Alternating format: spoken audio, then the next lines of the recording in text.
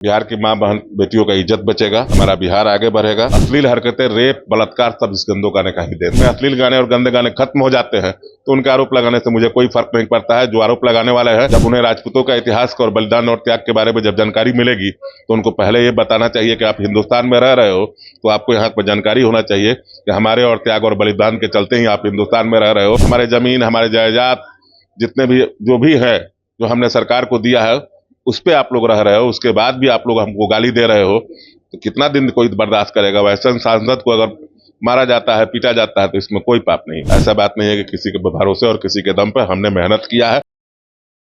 जय हिंद, नमस्कार। मेरा नाम अनूप नारायण सिंह है और आप सच टॉक्स को देखना प्रारंभ कर चुके हैं। बिहार में महिला दिवस यानी 8 मार्च के दिन बिहार सरकार ने अश्लील भोजपुरी गीतों पर रोक लगा दी है। अगर बिहार में कोई भी सार्वजनिक स्थलों पर अश्लील भोजपुरी गीत गाता है, बजाता है तो उसके ऊपर कार्रवाई होगी। इस कड़ी में कई सारे कलाकारों पर कार्रवाई भी हुई है। पर आपको जानकर आश्चर्य होगा कि छपरा वाले युवराज सुधीर सिंह की पहल के बाद इस पूरे प्रकरण की शुरुआत हुई है। आज हमारे साथ बातचीत करने के लिए युवराज सुधीर सिंह खुद मौजूद हैं। कैसा लग रहा है? अब तो रोक लग गया। निश्चित है, धन्यवाद देते हैं बिहार सरकार को। ये काम बहुत पहले हो जाना चाहिए था, विलंब हुआ लेकिन अच्छा फैसला हुआ। बिहार की मां बहन बेटियों का इज्जत बचेगा, हमारा बिहार आगे बढ़ेगा। बिहार में भोजपुरी को मान सम्मान मिलेगा और मुझे लगता है कि आने वाला फ्यूचर जो हमारे बिहार को, जो बाहर में जो लोग बिहारी कह के संबोधित करते हैं, ये सब बंद हो जाएगा। जो गंदे गाने थे, इससे बहुत कुछ नुकसान हो रहा था, बच्चों का फ्यूचर भी नुकसान हो रहा था। माता बहनें बाजार में सुरक्षित नहीं थी। अश्लील हरकतें, रेप, बलात्कार सब इस गंदों गाने का ही देन था। लेकिन युवराज सुधीर सिंह, जैसे आपने विरोध शुरू किया, आप पर जातिवादी होने का आरोप लगा, सोशल मीडिया को हथियार बनाकर आप पर लगातार हमले होते रहे, लेकिन आप डिगे नहीं। वैसे लोग मुझ पर जाति होने का आरोप लगाते हैं जिनको रुपये कमाने की जरूरत थी। वैसा लोग मुझे समर्थन करता है जिनकी माताएं हैं, जिनकी बहनें हैं, और मुझे कोई फर्क नहीं पड़ता है। अगर वैसे लोग मुझे जाति का आरोप भी लगाते हैं और मुझ पर आरोप लगाने से बिहार अगर गंदे गानों से, अश्लील गानों से, अगर बिहार में अश्लील गाने और गंदे गाने खत्म हो जाते हैं तो उनके आरोप लगाने से मुझे कोई फर्क नहीं पड़ता है। जो आरोप लगाने वाले हैं, जिंदगी आरोप प्रत्यारोप लगा रहता है, उससे मुझे कोई फर्क नहीं पड़ने वाला है। हाल ही में आप लाइव आए थे, राणा सांगा को लेकर एक विक्षिप्त व्यक्ति ने, जो सांसद है राज्यसभा का, उन्होंने एक बड़ी आपत्तिजनक टिप्पणी की है। युवराज सुधीर सिंह, इस पर क्या? मानसिक संतुलन खो बैठे हैं, बीमार हैं, और मुझे लगता है कि बोलने की आदत है, बाबर से प्रेरित है।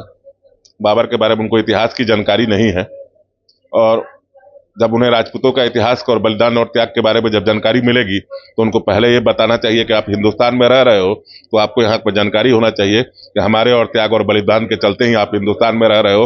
हमने तलवारें चलाई थी तभी जाकर आप लोग सुरक्षित हो, और हमारे त्याग, हमारे जमीन, हमारे जायदाद जितने भी जो भी है, जो हमने सरकार को दिया है, उस पे आप लोग रह रहे हो, उसके बाद भी आप लोग हमको गाली दे रहे हो तो कितना दिन कोई बर्दाश्त करेगा। वैसे सांसद को अगर मारा जाता है, पीटा जाता है तो इसमें कोई पाप नहीं। दिल्ली में महाराणा प्रताप की प्रतिमा के साथ छेड़छाड़ हुआ, बिल्कुल गलत हुआ है।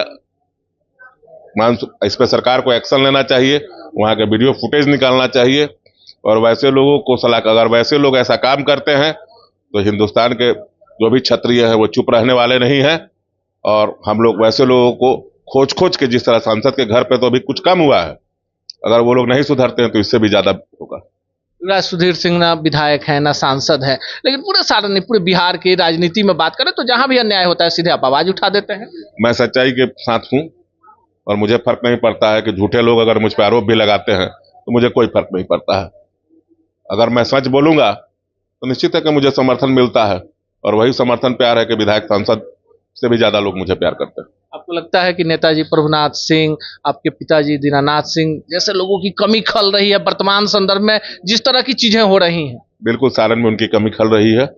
अगर वो रहते तो निश्चित है कि जो ये चल रहा है, जातीय हिंसा, चाहे कहीं भी कुछ भी क्राइम इतना बढ़ गया है, तो मेरे बड़े पिताजी 14 साल एमपी रहे हुए थे, सारण बिल्कुल सुरक्षित था। अगर वो रहते तो सारण मजबूत होता, यहाँ के लोग मजबूत होते, यहाँ पर विकास की हरियाली आती, लेकिन उनके नहीं रहने से सारण में जो नेता जो है उस पर लोगों का विश्वास उठते जा रहा है। 2025 के विधानसभा चुनाव में आपके परिवार को लेकर पूरे सारण प्रमंडल नहीं, नॉर्थ बिहार में चर्चा है।